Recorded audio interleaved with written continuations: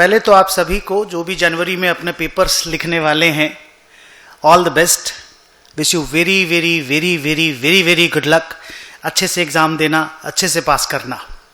बाकी 30 साल के आसपास मेरे को हो गए पढ़ाते पढ़ाते, बहुत सारे बच्चों को एग्जाम देते हुए देखा। मैंने भी अपना 3 साल पढ़ाई किया, इंटर का एक बार और फाइनल का एक बार पेपर्स मैंने भी लिखा। तो एग्जाम्स के ड्यूरेशन में या उसके थोड़ा पहले क्या स्पेसिफिक करना चाहिए, नहीं करना चाहिए, उसको लेकर के मेरा एक अपना एक्सपीरियंस है, जो मेरा अपना भी है और बच्चों से सुन करके गैदर किया हुआ भी है। उसको मैं आपके साथ शेयर करना चाहता हूं। और आप लोगों से ये गुजारिश है, जो भी पेपर लिखना चाहे, आप जनवरी में लिखो, मई में लिखो, सितंबर में लिखो, कभी भी आप पेपर लिखो, ये मेरी कुछ बातें हैं जिनको आपको आंख मूंद के फॉलो करना चाहिए। लॉजिक वॉजिक भी नहीं ढूंढना चाहिए, ऐसा मेरा मानना है। बाकी आप लॉजिक ढूंढ करके, कई बार क्या होता है ना, इवन आप अगर हॉस्पिटल में देखोगे तो हॉस्पिटल के उस पे भी, अंदर भी जो भी कॉरिडोर बोल दो, जो भी बोल दो, वहां पे भी एक भगवान का मूर्ति लगाया हुआ रहता है। क्यों? तो पूजा करने का जगह नहीं है। डॉक्टर भी हाथ जोड़ करके जाते हैं, क्योंकि सबसे ऊपर भगवान है। और कुछ चीजों को ऐसे ही मान लेना चाहिए कि हाँ भगवान है, दी एंड, स्टोरी ओवर। तो ऐसे ही मैं कुछ बातें बोल रहा हूं, उसको ऐसे ही मान लो। ओके, सुनो, नाम मैंने दिया इस पूरे टॉपिक का, exam strategy and time management. सबसे बड़ी प्रॉब्लम क्या होती है बच्चों को बोलो तो, कि वो लोग 3 घंटे में पेपर फिनिश नहीं कर पाते। कैसे मैनेज करें टाइम को? इसका आंसर है मेंटेन कंसिस्टेंसी। पहला क्वेश्चन जिस स्पीड से लिखते हो, आखिरी क्वेश्चन को उसी स्पीड से लिखना है। इसका मतलब यह नहीं कि पहला बहुत स्लो लिखेंगे, आखिरी वाला के भी स्लो लिखेंगे, तो ऐसे भी 6 क्वेश्चन बनाना होगा, 4 ही बना पाओगे। पहला क्वेश्चन को भी अपने फुलेस्ट स्पीड से लिखना है, ये क्लियर रखो, तब जाकर के एग्जाम कंप्लीट होगा। क्योंकि 3 घंटे के समय में 100 मार्क्स का क्वेश्चन पेपर हमेशा ही लेंदी लगेगा। अगर आप पहला क्वेश्चन स्पीड से बनाओगे और वही स्पीड कंसिस्टेंटली मेंटेन करोगे, क्वेश्चन पेपर कंप्लीट होगा। दूसरा, अगर कोई क्वेश्चन में फंस गए, जबरदस्ती उसके अंदर घुसे हुए मत रहो। छोड़ो उस क्वेश्चन को, थोड़ा सा स्पेस छोड़ दो कि दोबारा टाइम मिलेगा तो तुमको आके देख लेंगे। थोड़ा स्पेस छोड़ देना ताकि वहां पे अगर कुछ लिखना पड़े तो लिखने का जगह मिल जाए। अगले क्वेश्चन में मूव करो। Don't waste too much time for one question, if specifically when you have stuck in that question. Next is focus on content, not on handwriting. Sir मतलब ये कि हैंडराइटिंग ब्यूटीफुल करने के चक्कर में स्लो लिखने की जरूरत नहीं। हैंडराइटिंग का कोई एक्स्ट्रा मार्क्स नहीं मिलता। मेरा एक स्टूडेंट था, अभी बहुत अच्छा फ्रेंड है मेरा, सुमित बजाज नाम है, एस्ट्रोलॉजर भी है, सीए इंटर ऑल इंडिया नहीं बोलूं, eastern region topper, CA final eastern region topper, all India 7th दोनों में। उसकी हैंडराइटिंग, मैं तुमको सच बताता हूं, वो खुद नहीं पढ़ पाता होगा, इतनी खराब हैंडराइटिंग है उसकी। लेकिन ईस्टर्न रीजन टॉपर, इंटर में भी फाइनल में भी। हैंडराइटिंग के मार्क्स नहीं होते, कंटेंट के मार्क्स होते हैं। हैंडराइटिंग को इंप्रूव करने के चक्कर में कंटेंट को जाया मत होने दो, स्पीड से लिखो, हैंडराइटिंग गंदा होने दो। और स्टक होना नहीं है, कीप मूविंग वाली बात मैंने आपको बता दी। अब आ जाओ अगले टॉपिक पे, अरिथमेटिकल एरर्स को अवॉइड कैसे किया जाए। सर बहुत गलतियां हो जाती हैं, कैलकुलेटर पे मारते हैं टोटल तो गलती हो जाता है, लिखते वक्त फिगर इधर उधर हो जाता है, गलती होती रहती है। सबसे बड़ा आंसर है उसका, बी केयरफुल। कुछ भी लिखो केयरफुली लिखना है, आंख मूंद करके नहीं लिखना है। इसका एक ही आंसर है, बी केयरफुल। कुछ छोटी छोटी बातें जो ध्यान में रखनी है, उसमें सबसे इंपॉर्टेंट है, उसी कैलकुलेटर को लेकर के एग्जाम हॉल में जाओ जिससे तुमने अभी तक का प्रैक्टिस किया है। नया कैलकुलेटर लेके एग्जाम हॉल नहीं जाना, फेमिलियरिटी जरूरी है। वैसे ही पेन से एग्जाम में लिखो जिस पेन से अभी तक लिखते आए हो, वही कैलकुलेटर यूज करो, वही चश्मा, सब कुछ वही वही वही वही, कुछ नया करने की जरूरत नहीं है। नेक्स्ट, अगर कैलकुलेटर में 000 00 वगैरह है तो केयरफुली, सिंगल 0 00 000 दबा रहे हो, 4 दबाना है, 3 0 और 2 0 दब गया, 5 0 हो गया। Be very careful about it.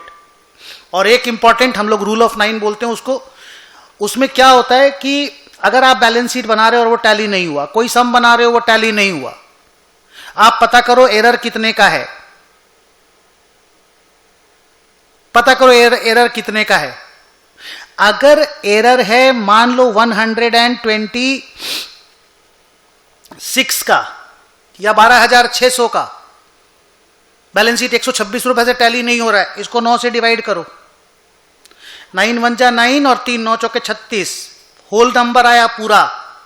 इसका सिंपल सा मतलब है, या तो तुमने लिखते वक्त 458 को 548 लिख दिया है सर, इससे क्या होता है, या फिर तुमने कैलकुलेटर पे टाइप करते वक्त 1200 को 2100 लिख दिया है सर, इससे क्या होगा, अगर तुमने 1200 को 2100 लिखा, एरर 900 रुपया का, 900 को 9 से डिवाइड किया, पूरा होल नंबर आ रहा है, दैट मीन्स तुमसे इसी तरह का कोई एरर हो रहा है, इसको ढूंढो लिखते वक्त या कैलकुलेटर में टाइप करते वक्त, इस तरह का, ये तो बहुत इजी एरर है, इस तरह का एरर हो रहा होगा, हम लोग इसको रूल ऑफ 9 बोलते हैं। हम जहां पे आर्टिकल शिप करते थे वो सर हम लोगों को बताए थे एक बार। एंड तीसरा इंपॉर्टेंट टॉपिक जिस पे बात करना है, that is order of solving the sums. बहुत बड़ा प्रॉब्लम है, सबसे डिफिकल्ट सबसे बड़ा सम सबसे पहले अटेम्प्ट करने लग जाते हो, 1.5 घंटा उसी में गुजर जाता है, उसके बाद बचता है 1.5 घंटा, सर पेपर ही सॉल्व नहीं हो पाया, होएगा ही ये प्रॉब्लम, होएगा ही। तो सर क्या करना है, सबसे पहले वो सम को खोजो। एक तो आपको बता दूं, ऐसा ऑर्डर में सॉल्व करना जरूरी नहीं कि तुमने 1 नंबर किया, फिर 2, फिर 3, फिर 4, फिर 5, फिर 6, ऐसा इंस्टीट्यूट कभी नहीं बोलता। कोई भी क्वेश्चन कहीं भी लिख सकते हो, 4A के बाद 5B भी लिखा जा सकता है, कोई प्रॉब्लम नहीं है। तो सर क्या आप बोल रहे हो, मैं ये बोल रहा हूं, पहले ऐसा देखो कि sums with exact same number same figure वाला कोई सम आया है क्या, देख सम पढ़ोगे तो आपको पता चल जाता है, क्योंकि आपको आंसर भी मालूम है, आप उस तरह के क्वेश्चन को पहले सॉल्व करो, आंसर टैली होगा, आगे बढ़ जाओ। उसके बाद देखो कि मोर और लेस सिमिलर सम्स जिसको तुमने प्रैक्टिस किया है, वो सम आया है क्या, फिगर भले अलग हो बट सिमिलर सम है, क्योंकि तुमको प्रोसेस मेथड वगैरह सब मालूम है, उस सम को उसके बाद बनाओ। तो जब सेम और सिमिलर सम खत्म हो जाए तो फिर नॉन सिमिलर या डिफिकल्ट सम स्टार्ट होता है। उनमें जो छोटे छोटे सम हैं जिसमें क्वेश्चन का कंटेंट ही मान लो हाफ पेज का है, पौना पेज का है, उनको पहले देखो और पहले बनाओ, और 3-3, 4-4 पेज के सम को सबसे आखिरी में, लेंदी ब्रांड न्यू अनफेमिलियर सम को सबसे लास्ट में। इससे आपका टाइम मैनेजमेंट होगा, यही ऑर्डर ऑफ सॉल्विंग सम्स होना चाहिए। इन बिटवीन एमसीक्यू आप सबसे पहले उठा करके पहले सॉल्व कर दो, कोई प्रॉब्लम नहीं है मेरे को उसमें। And now comes the last and most important topic, how to manage the anxiety and preparation. Sir exam के पहले बहुत, अभी कुछ दिन पहले कौन सा क्या चीज का एग्जाम था मेरे को मालूम नहीं, सीएमए का था ना किसका था, बच्चे ने फोन किया, सर एकदम लग रहा है कि सब कुछ भूल गए, इतना परेशान हो गए, डर लग रहा है, पेपर लिखने जाएं कि नहीं जाएं, ऐसा थॉट है। अरे भाई साहब, इस तरह की एंजाइटी अगर होगी तो कैसे पेपर लिखोगे? नो, खुश रहो, सब कुछ अच्छा होगा, भगवान को प्रार्थना करो, माँ बाप का आशीर्वाद लो, पेपर लिखने जाओ। क्लास 1 से पास कर करके सीए तक पहुंचे ना, सीए इंटर, सीए फाउंडेशन भी तो पास किए ना, इंटर तक पहुंचे, इंटर पास किए तब तो फाइनल तक पहुंचे ना। तो इतनी सारी एग्जाम पास करे हो, क्या चीज का घबराना है, ये भी पास होंगे हम लोग। भाई मैं पास हो सकता हूं, सुदर्शन अग्रवाल, कोई भी पास हो सकता है। तो मेरा एकदम सिंपल सा लॉजिक है कि एग्जाम में पेपर लिखने के पहले एक बार भगवान को, मेरा एक दोस्त था नवल जालान, इंसिडेंटली मेरा पहला स्टूडेंट भी था, एग्जाम के पहले भगवान जी के पास, भोले बाबा के पास ऐसे खड़ा हो जाता था, भोले बाबा चल एग्जाम देने मेरे साथ। तो सर भगवान काम आते हैं, एंड माँ बाप का आशीर्वाद लेकर के जाओगे। अगर बाहर के स्टूडेंट हो, बिहार यूपी से आए हुए हो, कहीं से भी आए हो, माँ बाप को फोन करो, पापा पेपर लिखने जा रहे हैं, आशीर्वाद दे दीजिए, माँ पेपर लिखने जा रहे हैं, आशीर्वाद दे दीजिए। माँ बाप भगवान के बराबर ही हैं, भगवान ही हैं, रादर भगवान से बड़े हैं। उसके बाद हमेशा दिमाग में ये रखो, घबराने से क्या होगा बेटा, पेपर जो आना है वो आएगा, हुई है वही जो राम रची राखा, ऊपर वाला ने लिख रखा है तुम्हारे लिए क्या होने वाला है। कम से कम जाओ तो खुशी खुशी, और ये सोचते हुए जाओ कि कि वही सारे क्वेश्चंस आएंगे जो हम सॉल्व करके जा रहे हैं, जो हमको आता है। हम इसको बोलते हैं believe that the paper will contain the same questions that you have already solved. And बहुत बड़ा प्रॉब्लम बच्चों को, सर स्टेप मार्किंग होगा कि नहीं, हम आधा सम सही किया, आधा नहीं कर पाए, बैलेंस शीट टैली नहीं कर पाए, P&L बना दिए, फलाना। एकदम बिना स्टेप मार्किंग के स्टूडेंट पास होगा ही नहीं सीए में। भयंकर लेवल का स्टेप मार्किंग होता है, डोंट वरी अबाउट दैट। और अभी से लेकर के मान लो 15-20 दिन आपके पास है, हर सब्जेक्ट का, अकाउंट्स का, टैक्स का, लॉ का, ऑडिट का, जिसका भी जो भी आपको पेपर लिखना है, मॉक टेस्ट पेपर्स इंस्टीट्यूट का, कम से कम एक पेपर, दो पेपर, अगर 2 कर सको तो बहुत बढ़िया। सर हम लोग बहुत सारा मॉक टेस्ट दे दिए, हाँ तो बहुत बढ़िया। मॉक टेस्ट अगर दिया होगा ना तो तुमको पता चलेगा किस तरह की तुम गलती करते हो। सर अरिथमेटिकल एरर हो रहा है, सर कैलकुलेटर पे टाइप करने में प्रॉब्लम हो रहा है, सर टाइम मैनेज नहीं कर पा रहे हैं। तो टाइम मैनेज नहीं कर पा रहे तो कैसे टाइम मैनेज करना है मैंने तुमको बताया। सर एरर हो रहा है तो एरर कैसे मैनेज करना है मैंने तुमको बताया। उसको अवॉइड करो, उसको मैनेज करना सीखो, सेल्फ करेक्शन जिसको बोलते हैं वो करो और आगे बढ़ो। So with this I come to the end of my छोटा सा एक्सपीरियंस रिगार्डिंग एग्जामिनेशन। अच्छे से एग्जाम देने जाना, भगवान को याद करना, माँ बाप को याद करना, प्रणाम करना माँ बाप को, जा करके लिखना, भगवान तुम्हारे लिए सब कुछ अच्छा करेगा, डोंट वरी। उसने पैदा किया, लोग बोलते हैं 84 लाख योनि गुजर जाने के बाद आदमी को इंसान का जन्म मिलता है। तो जब इतना सब कुछ करके तुम इंसान बन के पैदा हुए हो तो ये भी हो जाएगा। सर 2 बार से नहीं हुआ, 3 बार, कोई बात नहीं, इस बार होगा। Work hard, because hard work से ज्यादा इंपॉर्टेंट कुछ नहीं। And most importantly sleep well. Exam के पहले भी, अभी भी, प्रिपरेशन के वक्त भी अच्छा से सो, तब तो अगले दिन अच्छे से लिख पाओगे। कभी ऐसा मत करना कि एग्जाम के पहले रात को ठीक से नहीं सोए, क्योंकि अगले दिन फिर दिमागी काम नहीं करेगा। तो स्लीप वेल, मैं लिखना भूल गया, but sleep well most important.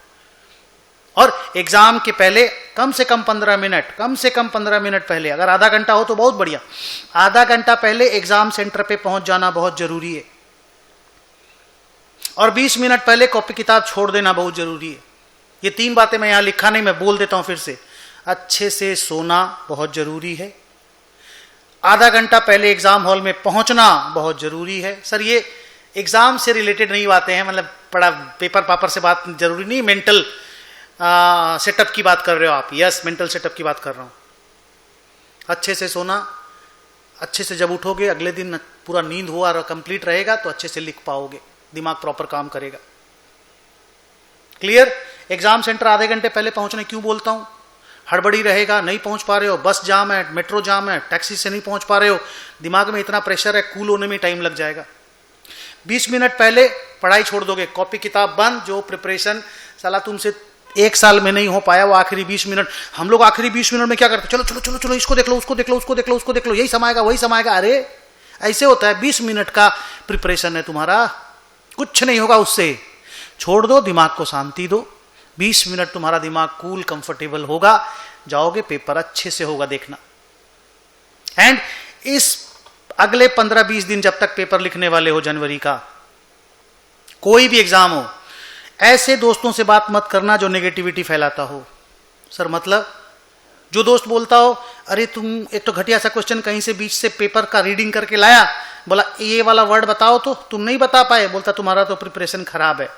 वो दोस्त खराब है, वो तुमको डिमोरलाइज कर रहा है, वो कभी पास नहीं करेगा।